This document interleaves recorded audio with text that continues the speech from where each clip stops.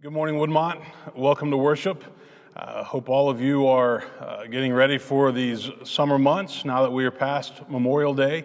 I wanted to let you know that starting in June, we are going to continue having our online service, and we're going to move to one drive-in service at 9:15, just to try to beat the heat once it starts to get hot. We've been blessed with some good weather, but it's going to start to warm up. And so there'll be one drive-in service starting at 9:15, and then the board and elders are talking about when we would offer a sanctuary service, which would probably be at 10:30, and we'll announce that once we make that decision. Would you join me for a word of prayer? Loving God, open our hearts and minds today. May the words of my mouth and the meditations of all of our hearts be acceptable in your sight. You are our rock and our Redeemer. Amen. Our family just got back from a vacation to the beach. That was much needed. In fact, I can't recall for many years now when I was more ready for a vacation, for a break after everything that's been going on over the past few months. So it was good to get out of town. It was good to be away and spend time with Megan and the children. And now it's good to be back. A lot has happened in our nation over this past week. And I want to begin by saying a few words about that. This past Monday, an unarmed African-American man named George Floyd was arrested and taken into police custody. Most everybody has now seen this video on the news of what happened after he was in custody of the Minneapolis police, but one of the officers put his knee on Floyd's neck for about 8 minutes and didn't stop. Floyd told him he couldn't breathe. There were bystanders who were there who were saying, he can't breathe, but the officer didn't stop, and ultimately George Floyd lost his life. This has caused outrage across our nation because this isn't the first time that this has happened. And this kind of stuff needs to come to an end. I still believe that the vast majority of police officers are good, and they try their best to serve their communities, and they do so very well. But this situation has now escalated into riots in many of our American cities. Police stations in Minneapolis have been set on fire. Buildings and businesses have been burned to the ground. Looting is happening. And this situation has very quickly gotten out of hand this week. I have a few thoughts that I want to share with you this morning in light of this situation, and in no way do I intend for these observations to be controversial. What can we do as Christians during situations like this in our nation? How can we help make our society better and healthier? We can recommit ourselves to working against racism and discrimination because it's wrong, and it's always been wrong, and we must speak out against it. The church must speak out against injustice in our society because there is a direct correlation between justice and peace. And the Old Testament prophets make that very clear if you read their words. We must also remember that there is a difference between peaceful protest and horrific acts of violence. People are upset, and rightfully so. But that doesn't give them permission to go and burn cities and put the lives of innocent people at risk. It was Martin Luther King Jr. who said that you don't respond to violence with more violence. If you watch TV, there are many African-American police officers who are putting their lives at risk to try to maintain order in these cities.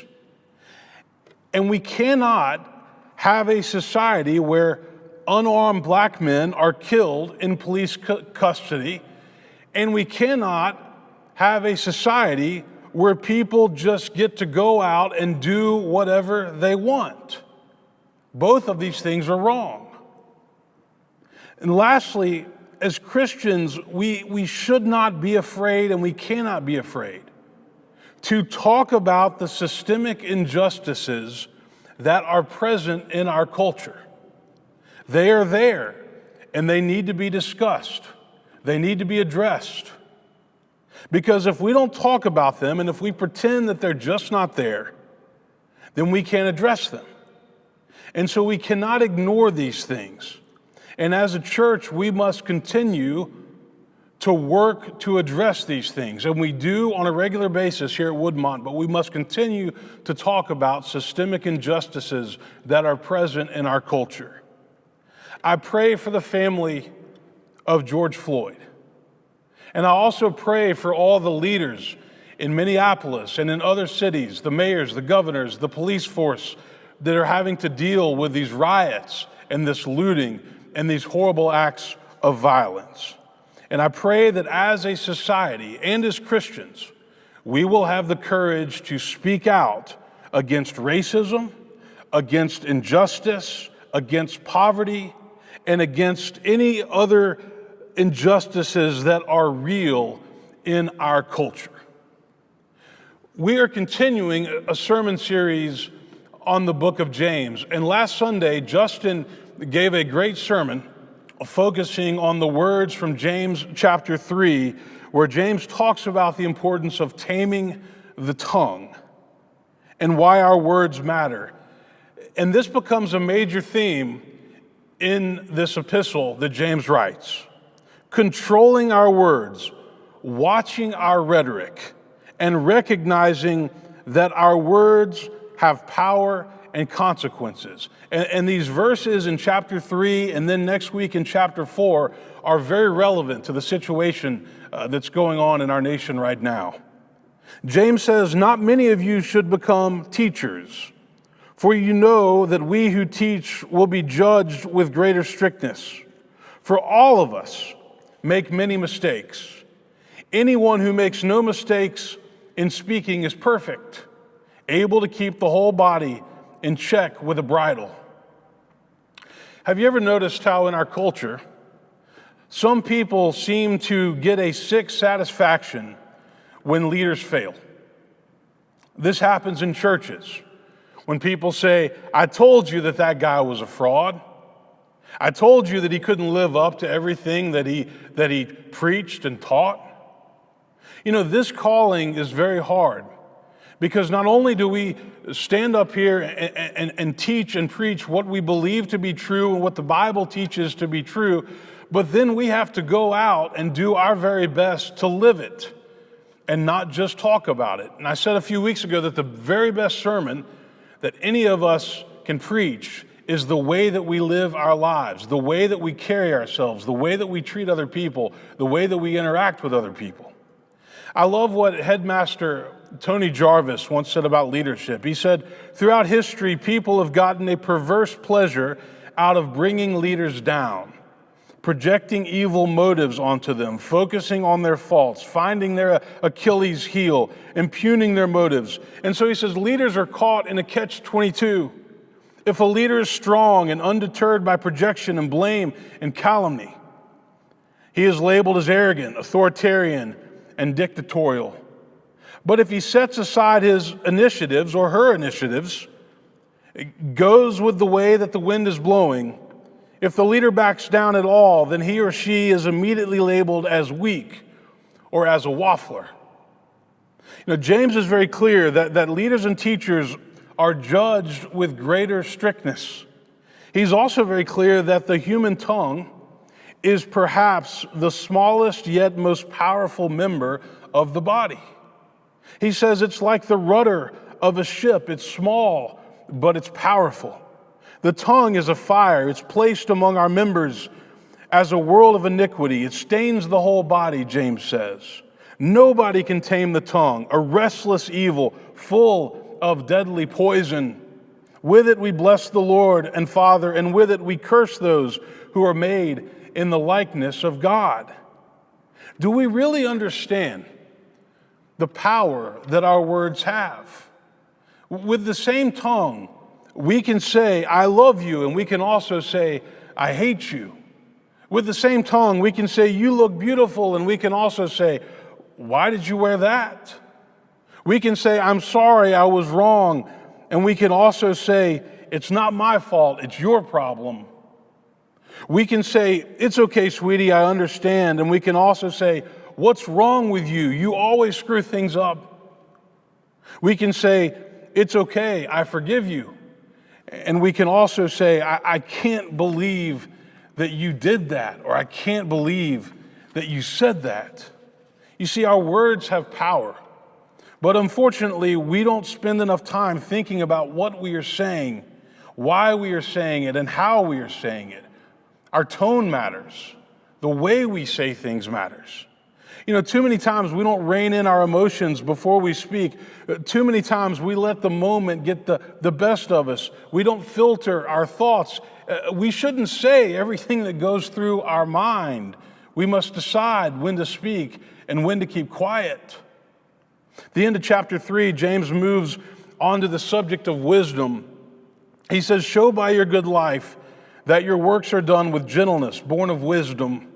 But if you have bitter envy and selfish ambition in your hearts, do not be boastful and false to the truth. Such wisdom does not come down from above. It's earthly, unspiritual, it's devilish. For where there is envy and selfish ambition, there will also be disorder and wickedness of every kind. See, James is making it clear that there are certain emotions and behaviors that we need to avoid in life. These emotions typically result from being in an unhealthy place. They are unwise. They are destructive. I would even call them toxic. So let's talk about these today. The first emotion that he identifies is bitter envy. Envy usually begins when we are ungrateful. Ingratitude is a major problem in our world because people, for whatever reason, feel entitled. We take our blessings for granted. The basic blessings of our lives, our health, our family, our job, our church, our friends, our home, our food, water, clothing, healthcare. We take these things for granted. But not only do we take these things for granted, we are hardly ever satisfied in life. We always want more. We always want bigger and better. We see that somebody else has a nicer house or a nicer car or a better job or what we perceive to be a better life, and we feel inadequate.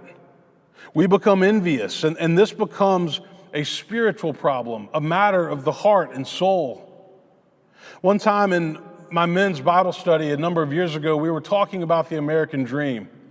And we were talking about the American dream and trying to identify it and define it.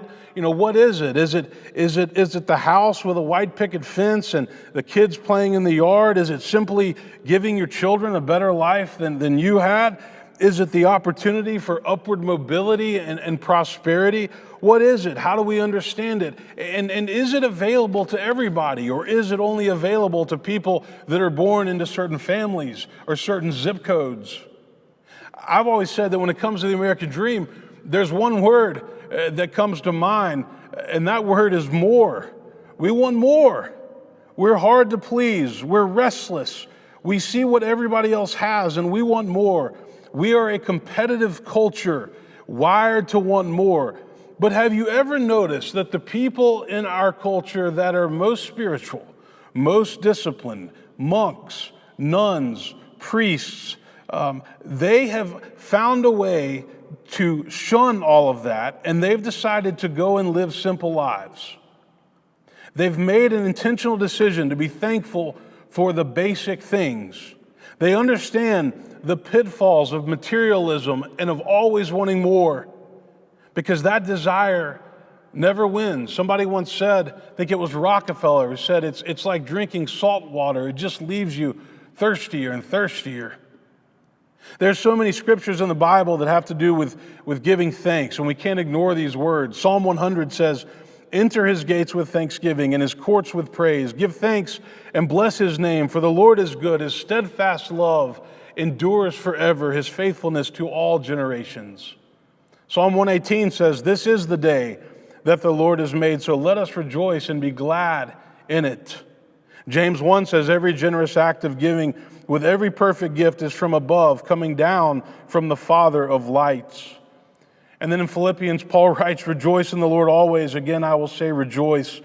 Do not worry about anything, but in everything, by prayer and supplication with thanksgiving, let your requests be made known to God." And he says, "The peace of God, which passes all understanding, will guard your hearts and your minds in Christ Jesus." You know, we know that these verses are powerful, and yet we still fail to be grateful so often. We still find ourselves being envious of other people and what they have. Maybe it's because we live in a culture that says enough is never enough. Maybe it's because we're always bombarded with advertisements that say you deserve more and you deserve more right now. It's a world of instant gratification. It's a world of get it now and pay for it later. It's a world that says, you deserve more than you have. And then we say, yeah, you know what, I do deserve more right now. It's a world of social media where people are looking at the highlight reels of other people's lives and saying, why can't I do that? Why can't I be that? But we forget that those are just the highlights. That's not a full picture of life. The first day we were on vacation, I was sitting by the pool and I was thinking about everything that's been going on with COVID-19 and with all the things that have been changed and affected. And I played with my kids a little bit, but I was kind of back sitting by myself. And Megan said, you've got to enjoy them while they're young. And she was right. We have to enjoy our lives while we live it. And even right now, with the pandemic still going on, there is a lot of life that is happening, and there are a lot of things that are being missed out on, but we have to enjoy our lives every step of the way because life moves fast, and children grow up fast, and the present is all that we have. Andy Stanley wrote this great book called Enemies of the Heart, and he talks about envy in it, and he says, there will always be someone who's richer, skinnier, more talented, better connected, or just plain luckier than you. And until you find a way to deal with your jealous heart, you'll be unable to follow the most basic of all Christian tenets: love one another. He says, envy is a powerful force, and it can wreak irreparable damage on any relationship or any organization. We all experience envy. We all see things that we wish we had, but we need to count our blessings. We need to stop just looking at other people's lives and saying, I wish I had that, I wish I had that. We need to be thankful for the things that we do have because we have a lot. And not only do we need to be thankful, but we have to express our gratitude and vocalize our gratitude. We have to tell the people in our lives that we love them and that we appreciate them and that we don't take them for granted. We should make up our minds right now that we're going to focus on the good, that we're going to give thanks to God for the many things that we have, the blessings that we have, that we're going to look for the good in other people. And we're not just going to look for what's wrong with the world. If you look for what's wrong with the world, you'll find it because it's there, it's on the news, it's everywhere. But if you look for what's good in the world, you'll find that as well. And those who are able to look for what's good in the world and give thanks for that are going to live much happier and more content lives. Nobody wants to be around a cynical, pessimistic person all the time because that is draining. We want to be around people who are grateful and positive and thankful for their blessings. Secondly, James talks about selfish ambition. Ambition in life is not a bad thing. Wanting to work hard, wanting to succeed, wanting to progress and move forward, wanting to provide for your family, wanting to move ahead in your career, that's healthy. But selfish ambition is different. Selfish ambition is unhealthy. Selfish ambition is where you are self-centered and you're only thinking about yourself and what you need and what you want.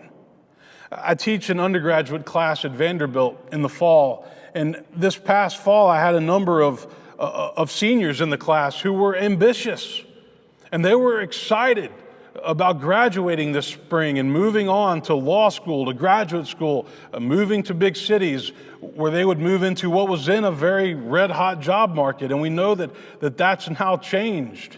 And they have graduated this month into a very different reality. And so I've been thinking about those students, and I've been thinking about them over the past few weeks, and I've been thinking, what wisdom can we offer these college graduates as they move into a very different world now that COVID-19 has changed our economy and changed the job situation and altered many of the things that so many of us took for granted. And so I sat down and started to think about this question of what wisdom can we pass on to our young people. And here's some of what I came up with.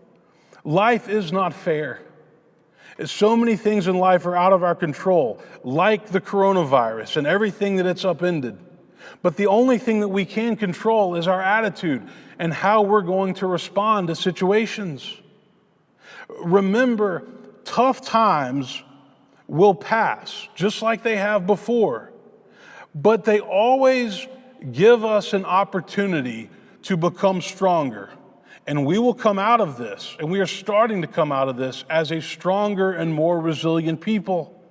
I would tell them to take the time to reflect upon the things that we have learned, because so many times in life we learn things and then we forget it, and we don't turn that knowledge into wisdom, like James is talking about in chapter 3. But it's wisdom that matters in life. Become familiar with the issues that are being debated. This is an election year, and there's a lot that's being talked about. Decide how you feel about health care and immigration and diplomacy and tax policy and border walls and the government's response to the coronavirus. Be informed, because a democracy works best when the electorate is informed. Cultivate what Paul calls the fruits of the Spirit: love, joy, peace, patience, kindness, generosity, faithfulness, gentleness, and self-control. These are the virtues that we're called to develop in our lives. These are the things that describe whether or not we are a spiritually healthy person with a faith that is alive and vibrant. I would tell them, always live the golden rule. Imagine what it would feel like or look like to be on the receiving end of your words and your actions. And then I would say, control your anger. Don't overreact. Anger is always tied to fear. Many things are said and done in the heat of the moment that we can't take back, and so we need to be careful with our temper, careful with how we deal with anger. Those are some of the things that I would offer to graduates this spring, college graduates in particular. What would you say? What would you add to that list? James finishes chapter 3 by saying this: wisdom from above is first pure, then peaceable, gentle, willing to yield, full of mercy and good fruits, without a trace of partiality or hypocrisy. And a harvest of righteousness is sown in peace for those who make peace. That too, I think, is great advice. Those who can work for peace and work for justice in this world, which then leads to peace. May God give all of us the strength and the clarity to live by these words that we find in James chapter 3. Amen.